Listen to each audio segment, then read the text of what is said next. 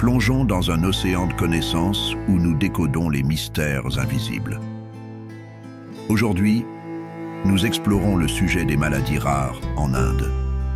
Ce sont des affections qui touchent une petite fraction de la population, mais qui ont un impact considérable. Malgré leur nom, les maladies rares ne sont pas si rares collectivement. En fait, elles touchent des millions de personnes dans le monde, et l'Inde ne fait pas exception. Alors, pourquoi parler des maladies rares? Eh bien, simplement parce qu'elles constituent un défi important et croissant, souvent négligé en raison de leur rareté individuelle. Ces maladies, lorsqu'elles sont considérées collectivement, touchent une part importante de la population. De plus, elles s'accompagnent d'un ensemble unique de défis, du diagnostic au traitement, qui les distingue des affections plus courantes. En approfondissant le sujet, nous démystifierons les défis et les complexités qui entourent ce domaine. Nous explorerons comment ils sont influencés par les circonstances uniques de l'Inde et quelles mesures sont prises pour les relever. L'Inde, un pays de plus d'1 milliard d'habitants, est confronté à un ensemble unique de défis en matière de maladies rares. Avec une population aussi vaste, le nombre total de personnes touchées par des maladies rares est important malgré la faible prévalence de chaque maladie. Ce paradoxe est le premier obstacle à surmonter pour lutter contre les maladies rares dans le pays. Divers facteurs contribuent à la forte prévalence des maladies rares en Inde. Premièrement, le manque d'accès aux soins de santé dans de nombreuses régions du pays rend la détection précoce un défi redoutable. De nombreuses maladies rares sont génétiques et, sans l'infrastructure nécessaire des soins de santé, ces affections ne sont souvent pas diagnostiquées avant qu'il ne soit trop tard pour une intervention efficace.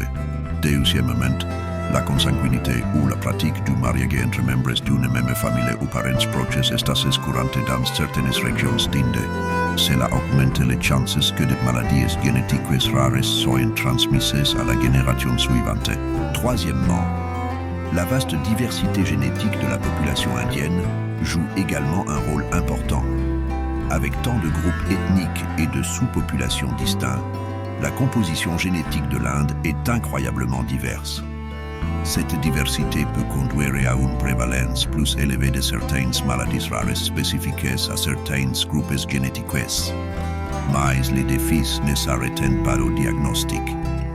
Pour ceux qui reçoivent un diagnostic de maladie rare, le parcours est souvent marqué par de nombreux obstacles.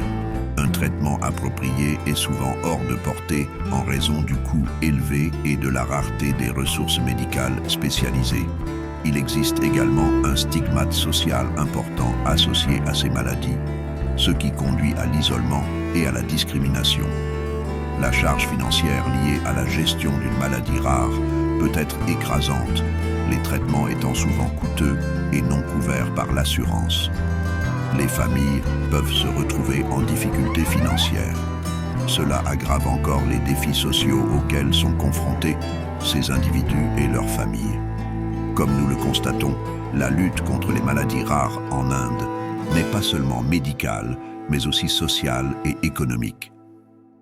L'interconnexion de ces problèmes souligne la nécessité d'une approche globale qui s'attaque non seulement aux aspects médicaux, mais aussi aux dimensions sociales et économiques du problème.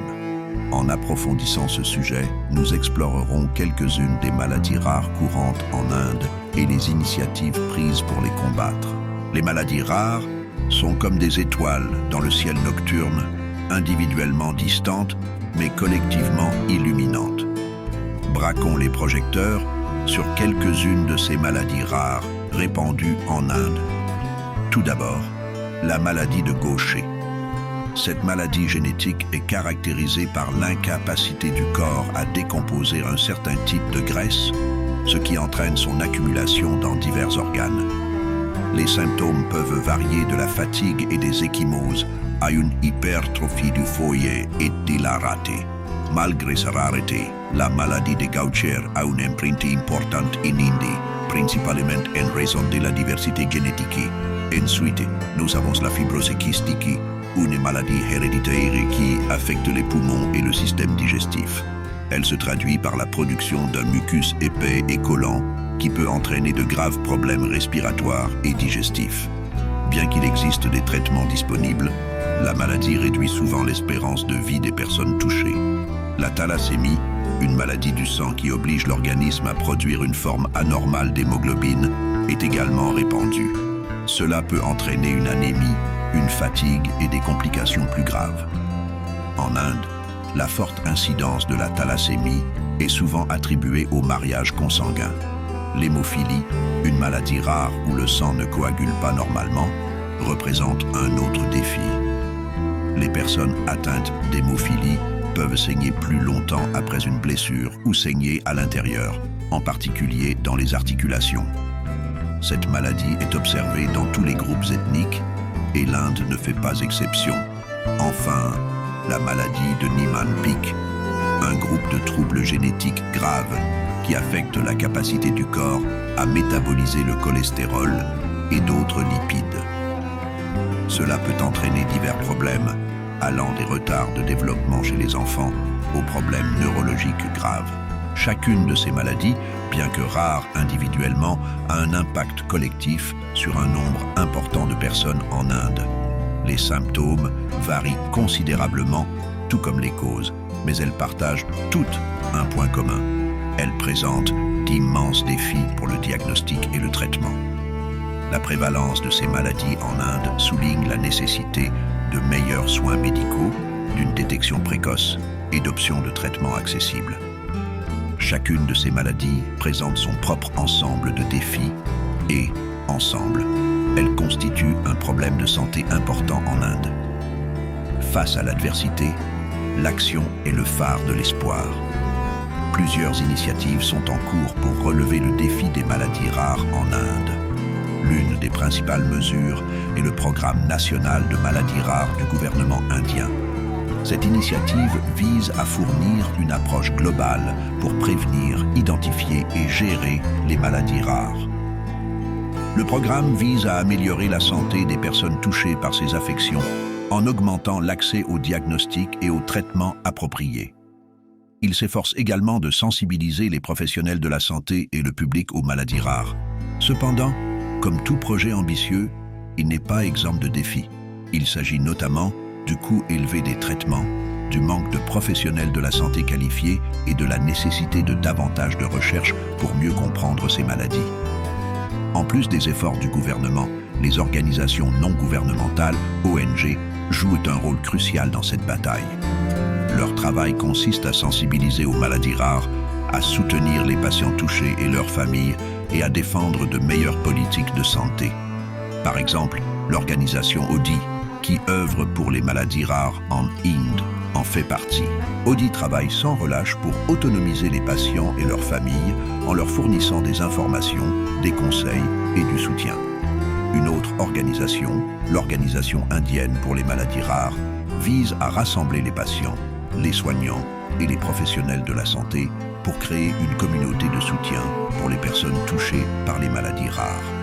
Ces organisations organisent également des événements tels que la Race for Seven, une course de sensibilisation organisée dans plusieurs villes indiennes. Cet événement représente symboliquement les 7000 maladies rares connues et vise à donner une voix aux millions de personnes qui luttent contre ces affections. En résumé, ces initiatives du gouvernement indien et des ONG sont essentielles pour relever les défis des maladies rares en Inde. Elles jettent les bases d'un avenir où chaque personne touchée par une maladie rare pourra avoir accès aux soins et au soutien dont elle a besoin. Ces initiatives sont une lueur d'espoir dans la lutte contre les maladies rares, mais il reste un long chemin à parcourir. Alors que notre voyage à travers le paysage des maladies rares en Inde touche à sa fin, il est important de regarder vers l'avenir. Le chemin à suivre n'est pas facile, mais c'est un voyage que nous devons entreprendre avec résilience, détermination et un sentiment partagé de solidarité. La route de la lutte contre les maladies rares est pavée de briques de recherche et de développement.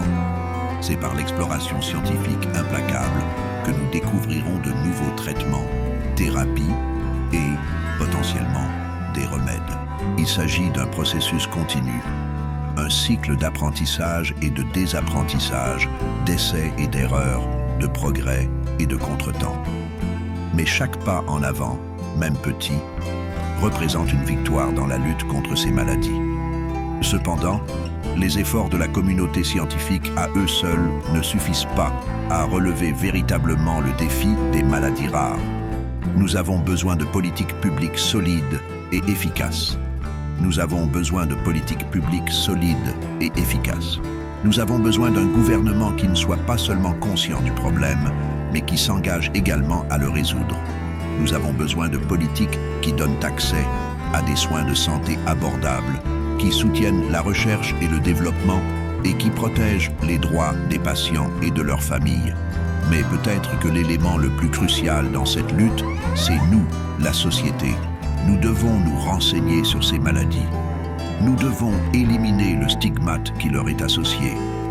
Nous devons soutenir ceux qui luttent contre elles chaque jour. Et, plus important encore, nous devons promouvoir un environnement d'empathie, de compréhension et d'inclusion.